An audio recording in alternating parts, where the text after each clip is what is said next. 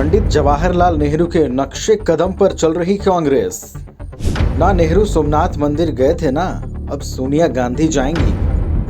Congress party के अंदर फूट अब खुलकर आने लगी सामने। 1951 की गलती को फिर दोहराएगी कांग्रेस पार्टी। इन दिनों राम मंदिर के प्राण प्रतिष्ठा की चर्चा जोरों पर है। देश दुनिया से सभी प्रतिष्ठित लोगों को राम मंदिर प्राण प्रतिष्ठा समारोह में जाने का न्योता मिला है, लेकिन वहीं एक बार फिर से कांग्रेस ने हिंदू विरोधी बयानबाजी की है। एक समय था जब पूर्व प्रधानमंत्री पंडित जवाहरलाल नेहरू ने भी हिंदू विरोधी कदम बढ़ाए थे। आज एक बार फिर से कांग्रेस ने राम मंदिर प्राण प्रतिष्ठा समारोह से दूरी बनाकर वही गलती को दोहराया है। उस वक्त पंडित जवाहरलाल नेहरू सोमनाथ मंदिर के उद्घाटन में नहीं गए थे और आज के समय में कांग्रेस नेता सोनिया गांधी और पार्टी प्रमुख मल्लिकार्जुन खड़गे ने भी राम मंदिर उद्घाटन समारोह में जाने से इनकार कर रहे हैं। 11 मई 1951 को गुजरात में सोमनाथ मंदिर का उद्घाटन हुआ था। उस समय के प्रधानमंत्री पंडित जवाहरलाल नेहरू थे, जिन्होंने सोमनाथ मंदिर के उद्घाटन में जाने से साफ इनकार कर दिया था। तो वहीं उस वक्त के भारत के देश के प्रथम राष्ट्रपति डॉक्टर राजेंद्र प्रसाद सोमनाथ मंदिर के उद्घाटन समारोह में शामिल हुए थे, जिस पर भी पंडित जवाहरलाल नेहरू ने आपत्ति जताई थी और उनके शामिल होने का विरोध तक कर दिया था। उस वक्त लोगों ने भी नेहरू के विरोध का समर्थन किया था और नेहरू ने आगामी चुनाव में इसे सही तरीके से भुनाया था। ठीक उसी तरह कांग्रेस ने भी अब फैसला लिया है कि वे राम मंदिर प्राण प्रतिष्ठा में शामिल नहीं होंगे। जवाहरलाल नेहरू ने उस वक्त जिस वजह से सोमनाथ मंदिर नहीं जाने का फैसला किया था, उसका परिणाम उन्हें मिला था। आगामी चुनाव में उन्हें जीत मिली थी। कांग्रेस ने उसी तर्ज पर शायद यह फैसला लिया है, लेकिन आज के हालात बदल चुके हैं। या यूं कहें कि जिस तरह से बीजेपी हर बार चुनाव के समय पर धर्म को लेकर आगे आती है, उस समय शायद धर्म को इतनी तवज्जो न दी जाती, लेकिन इस समय कहीं ना कहीं भारत देश के अंदर हिंदू राष्ट्र को लेकर जंग से छिड़ी हुई है। राम मंदिर को लेकर चली आ रही लंबे अरसे की लड़ाई खत्म हो गई है, लेकिन लोगों के बीच चल रही इस लड़ाई को अभी खत्म होने में न जाने कितना वक्त लगेगा।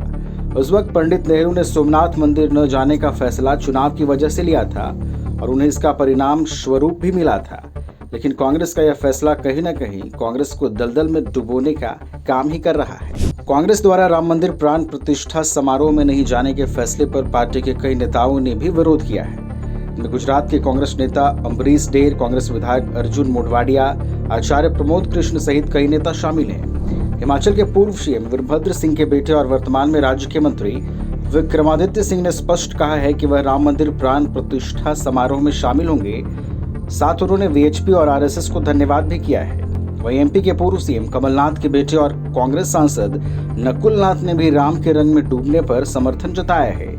इससे साफ जाहिर होता है कि कांग्रेस के फैसले के खिलाफ पार्टी में ये विरोध के स्वर उठने लगे हैं।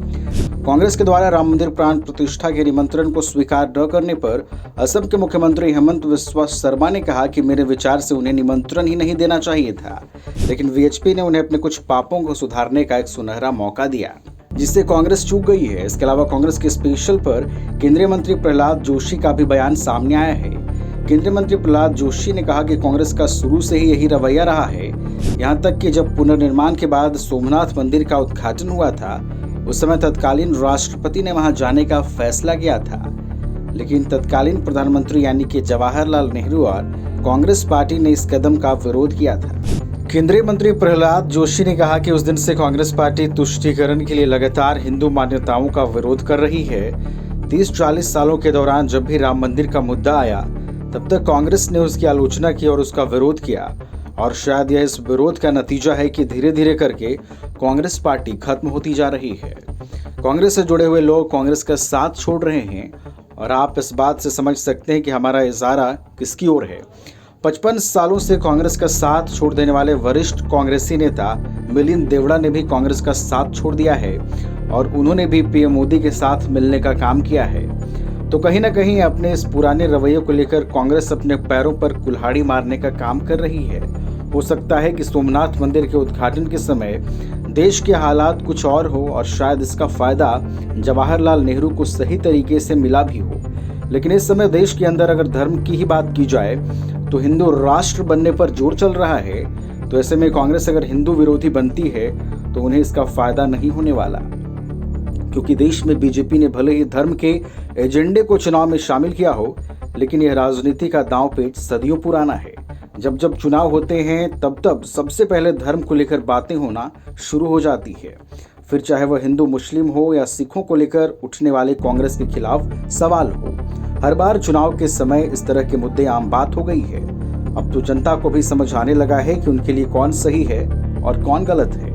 भले ही बीजेपी इस वक्त राम मंदिर के मुद्दे को लेकर आने वाले चुनाव के लिए अपना पुल तैयार कर रही हो, लेकिन अगर चाहती तो कांग्रेस भी उसी पुल पर सवार होकर अपने लिए जनता के मन में कहीं धूमिल हो चुकी उस छवि को निखारने का काम कर सकती थी। लेकिन कांग्रेस ने ऐसा कुछ नहीं किया, जिसका परिणाम आने वाले समय में कांग्रेस की बची खुची प्रतिष्ठा को भी खत्म कर देगा।